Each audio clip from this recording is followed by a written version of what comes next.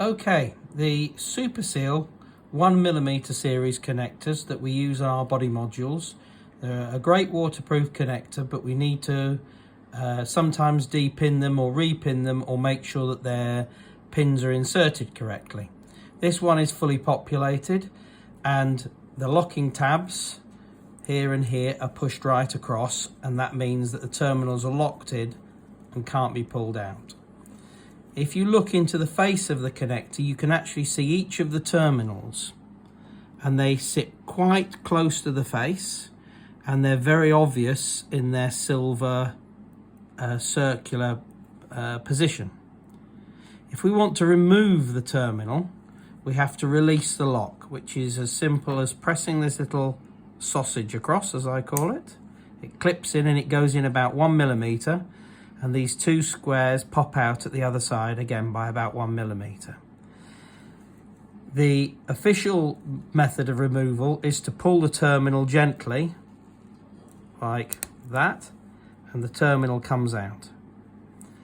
My preferred method, we took a acupuncture probe bought off eBay and snipped the sharp pointy end off and flattened it so it's just like a poker, and I prefer to push it through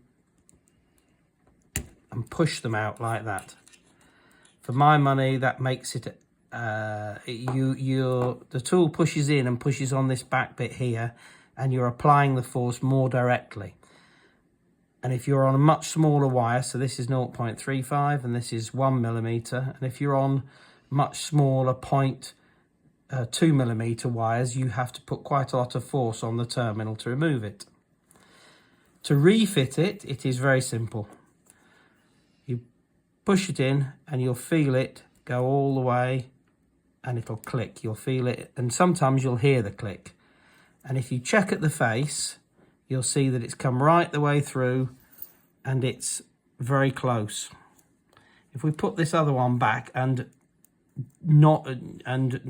insert it not enough, if you will, you can see that you can't see it even when it's quite a long way into the terminal. I've got to keep going, and you can see it shadowed in the bottom. And what we can also do with this little kit, and you can use a very small screwdriver, a flat bladed small screwdriver, one of these jewelry ones. You can push in the back carefully past the rubber seal, and you'll contact the back of the terminal, and you can push it home like that, and hopefully it's pushed it right up to the face. And once it's right up to the face and they're all nice and flush, to lock them into place so they can't accidentally be pulled out or be pushed out by the pin from the connector, is to push the locking tabs in. Sometimes if you've not pushed them in fully, the one tab will go down and the locking plate will rock sideways, and that gives you an idea which one is playing up. I'll just do a quick demonstration. If I pull that one back out like that, this one can be pushed down, but this one is solid, really solid. This one's gone in almost down, but that one hasn't.